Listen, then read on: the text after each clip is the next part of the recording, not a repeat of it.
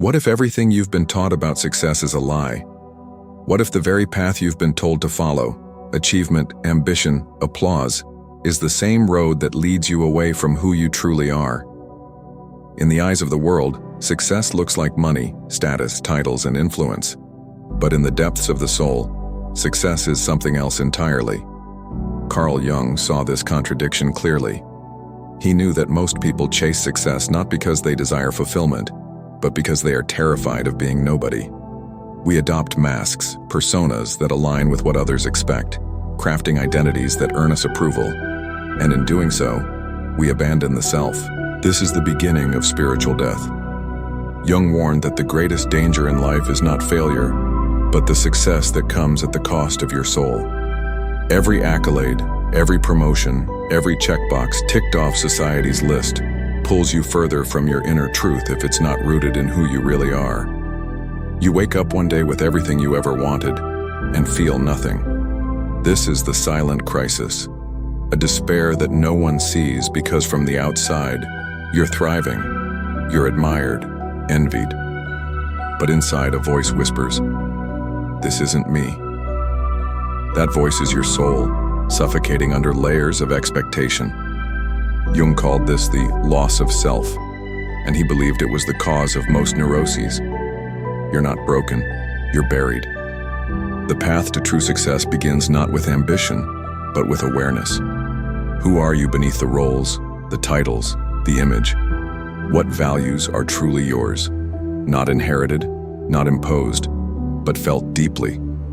Until you confront this, your victories will feel hollow and your efforts will feel forced. Real success is alignment. It is when your outer life reflects your inner truth. Not perfection, not applause, but wholeness. Yeah, no, when everyone expects yes. It means risking disapproval to honor your intuition. It means walking away from the life that looks good, to build the life that feels good. Jung believed that the journey of life is not about becoming someone else. It's about remembering who you were before the world told you who to be. That is the starting point. And until you find the courage to begin there, no amount of success will ever satisfy the hunger of your soul. Have you ever had a moment of success that left you feeling emptier than before? A promotion, a milestone, the applause of others? And yet, in the quiet afterward, a strange hollowness gnawed at your core. This is not failure. The true center of our being, in favor of a persona, a mask designed to win approval. The world rewards conformity, but the soul punishes it. Every time you say yes to something that violates your inner truth, you trade a piece of your soul for a fleeting sense of control. The danger lies not in ambition itself, but in ambition detached from meaning. Jung wrote, "The privilege of a lifetime is to become who you truly are. That privilege is revoked when your goals are chosen for you, by society, by family, by fear. The tragedy of modern success is that it often asks you to amputate the parts of yourself that don't fit the mold. Your creativity becomes a liability, your emotions, an inconvenience, your dreams, a childish distraction, and so you begin to play a role, convincing yourself it's who you are. But the unconscious knows. The shadow watches. The more you repress your authentic self, the more you invite anxiety, depression, burnout. You become a prisoner in golden handcuffs, applauded for your achievements but estranged from your essence. Jung believed that the psyche cannot be fooled. What you repress does not disappear. It festers. It sabotages. It calls out to you in the form of dissatisfaction, in the quiet misery of, "Is this all there is?" Success without the self is a mirage. It looks like water from a distance, but when you get there, your thirst only deepens. So ask yourself now, whose dream are you chasing? Whose voice are you obeying? Until you face this question honestly, you will continue to climb a ladder leaning against the wrong wall. Real success is not a performance. It is a return, a coming home to the self. And that journey begins the moment you refuse to abandon your soul for the illusion of safety. The moment you decide that betraying the world is better than betraying yourself. You become what you pretend to be. But at what cost? Carl Jung observed that every person wears a persona, the mask we present to the world to gain acceptance, status, and safety. It is necessary to some degree. We all need to function in society after all. But the danger comes when we forget that the persona is a mask, not the face. You start out adjusting slightly. You smile when you don't want to, agree when you feel resistance, perform confidence when you feel fear. But slowly, this performance becomes habitual. Your real feelings get pushed into the shadows, and your identity becomes fragmented. You become two people, the one you show and the one you hide. The outer persona gathers praise and promotions, while the inner self is ignored, even shamed. And this inner self, neglected and buried, begins to rebel. Anxiety, depression, emptiness, and even self-sabotage. These aren't random afflictions, Jung said. They are signals. The psyche is crying out for reunion. Success built on persona alone is inherently unstable, because no mask can endure forever. You can't keep pretending to be who you are not without consequences. The more you inflate the image, the more fragile your sense of self becomes. You fear being found out. You suppress your truth. You mold yourself to fit rooms that don't deserve you. And eventually you begin to wonder, do they love me, or just the version of me I created for them? Jung believed that to grow, we must confront our shadow, the parts of ourselves we've disowned in order to maintain our image. The anger, the fear, the desire, the vulnerability, all of it. Until we face these pieces, we remain incomplete, and our success will always feel like it belongs to someone else. True success doesn't come from perfecting the persona. It comes from integrating the parts you've hidden.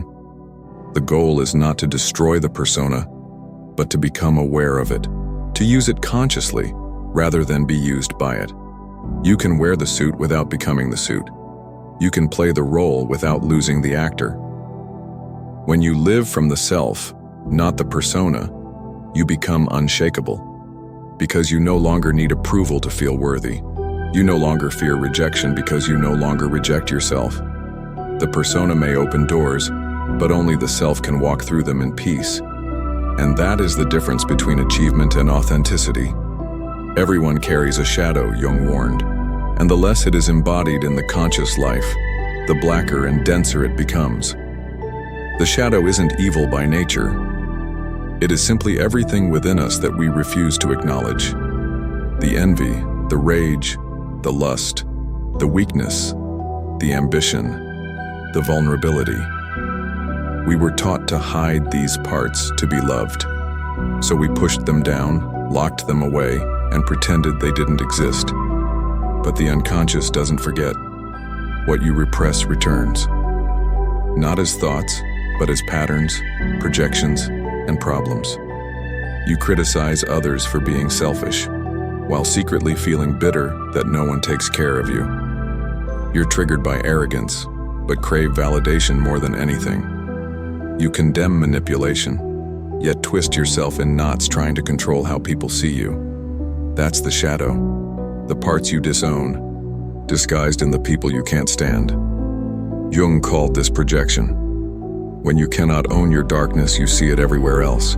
The narcissist, the liar, the cheater, the weakling, it's always someone else. But here's the truth. What you hate most in others is often what you've buried in yourself. And until you face it, it will control you. Your shadow doesn't want to destroy you. It wants to be seen, to be known, to be brought into the light of consciousness and integrated. And when you do that, when you can say, yes, I too am capable of this, you become whole. You become free, because then no insult can hurt you. No failure can define you. No rejection can shatter you. You've already met your darkness and made peace with it. This is not weakness. This is power. The most dangerous person is the one who has seen their own capacity for destruction and chosen discipline over denial. And the most authentic leader is not the one who pretends to be pure, but the one who has faced their inner chaos and turned it into clarity. Integration is not perfection. It is wholeness. And only from that wholeness can real success grow, because it is rooted in truth, not image. If you want to stop being triggered by others, start by exploring what they awaken in you. If you want to stop repeating toxic patterns, ask what parts of yourself you're avoiding. The shadow will not disappear, but once it's seen, it will no longer rule you from the dark. Imagine this. You walk into a room full of people and instinctively you know who they want you to be. So you become it. Charming, humble, competent, agreeable, strong. That's your persona. Jung described it as the mask we wear to navigate society. It's not inherently false, it's a necessary function. But the danger begins when you believe the mask is you, when your worth becomes tethered to how well you perform a role. Parent, partner, leader, genius, martyr, and slowly, without noticing, your true self recedes. You achieve more and yet feel more hollow. You gain approval, but you lose aliveness. You succeed in the world's eyes, and quietly die inside, because everything you do is now curated for an audience. You've become an actor in a play you no longer control. Jung warned, the stronger the persona, the more repressed the shadow. The brighter the mask, the darker the cost. And the cost is this: no one really knows you. Not your friends, not your followers, not your partner. They only know your performance. And deep down, you know it too. That's why the praise doesn't land. Why the compliments feel fake. Why the love feels conditional. Because it's all directed at the mask, not you. You feel lonely in a crowd, because your soul is starving while your ego feasts. You start to resent the very people who admire you, because they admire an illusion. And worst of all, you become addicted to the mask, afraid that without it, you are nothing, that if you dropped the persona, everything would collapse. But here's the truth. Your mask is not your value. Your roles are not your identity. The persona is useful, but only when you're the one in control. When you wear it with awareness, not dependence.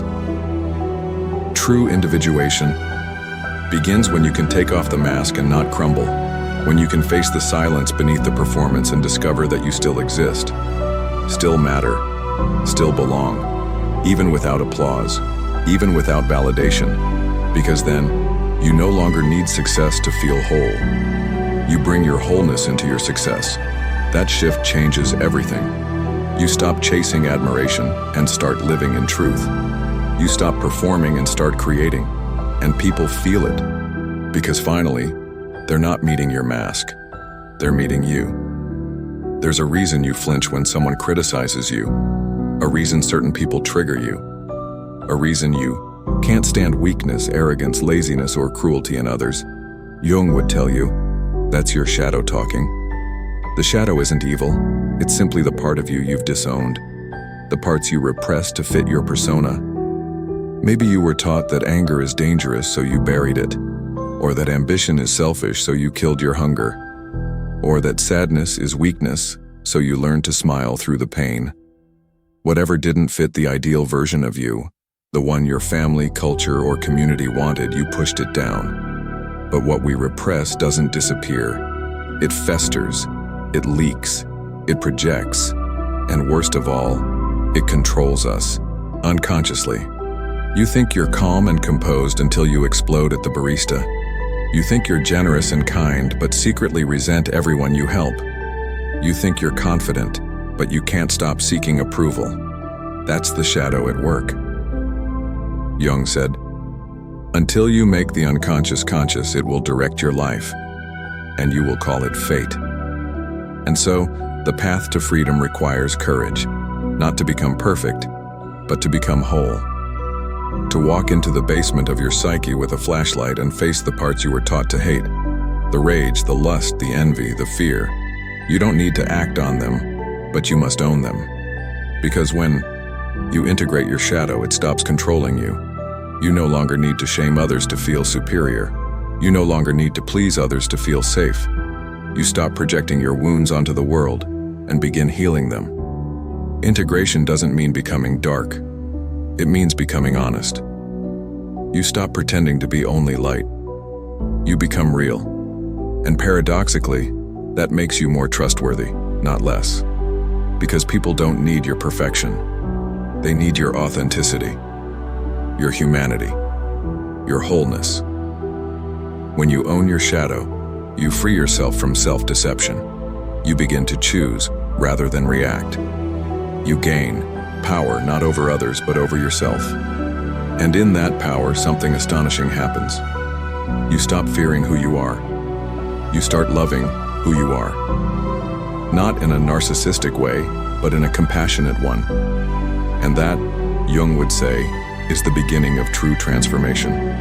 You were taught that kindness means saying yes, that love means self-sacrifice, that spirituality means surrender. But Jung would challenge that.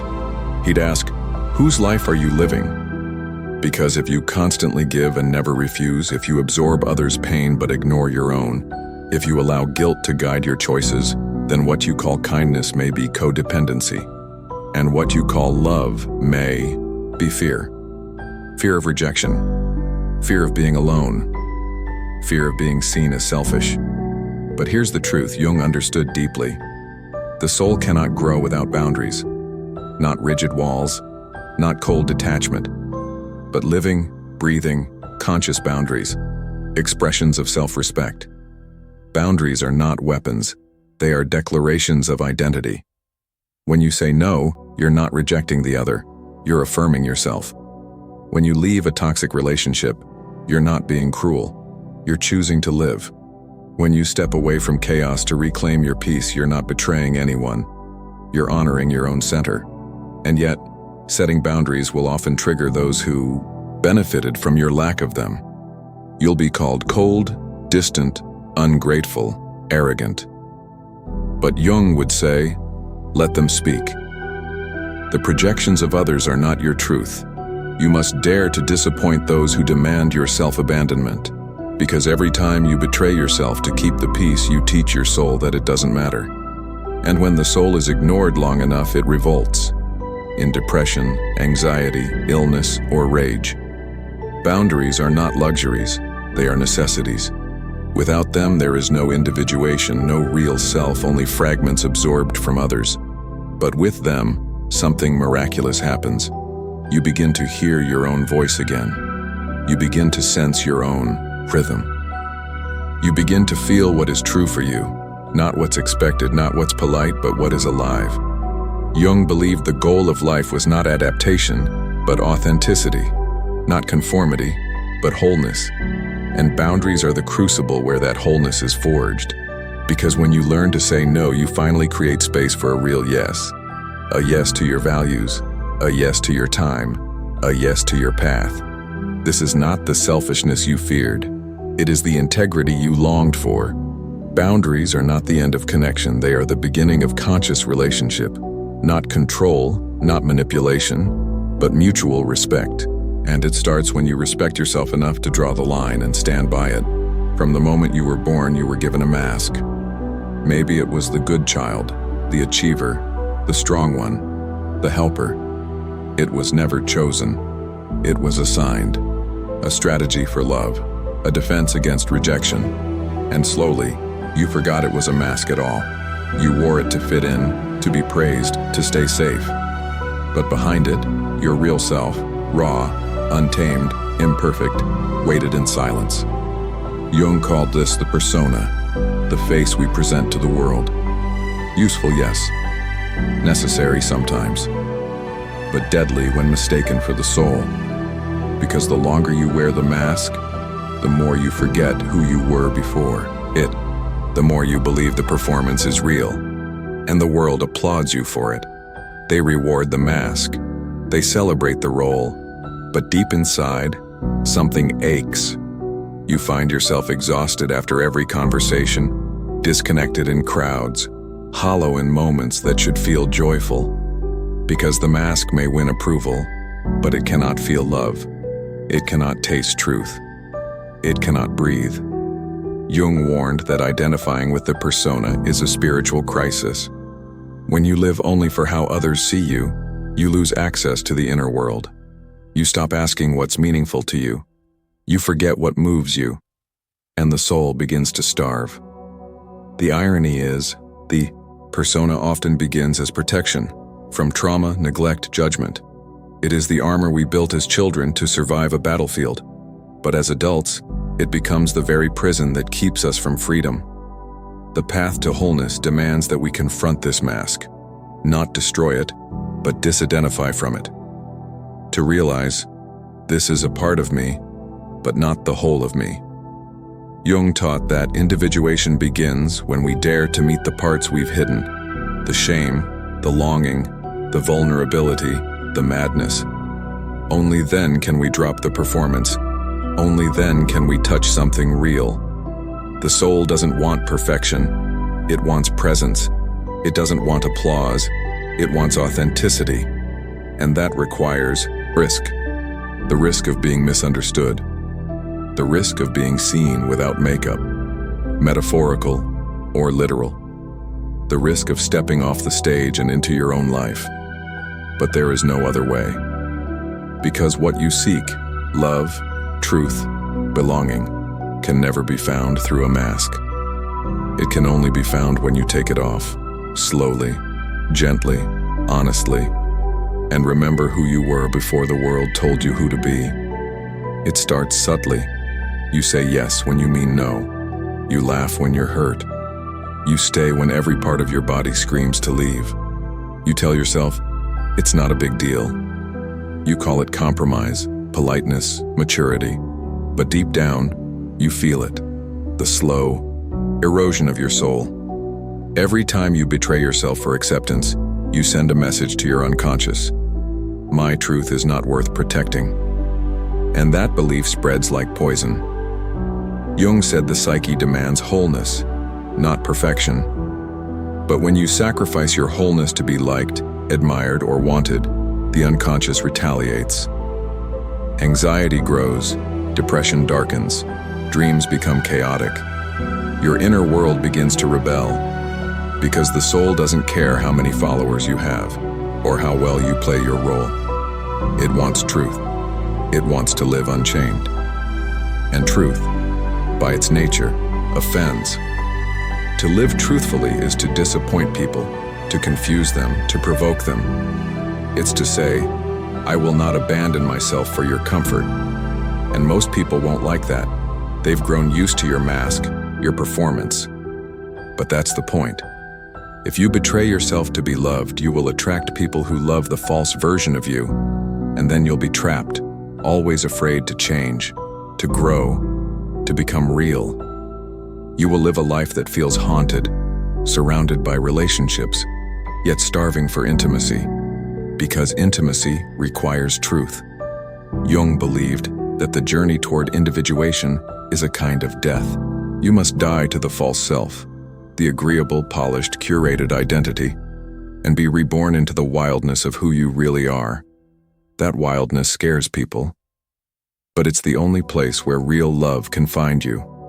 Love that says, I see your darkness and I don't flinch. Love that says, you don't have to shrink to make me feel safe. Love that says, come as you are and stay. But you can't receive that love unless you first give it to yourself. That means telling the truth, even when your voice shakes. That means walking away when it costs you everything. That means choosing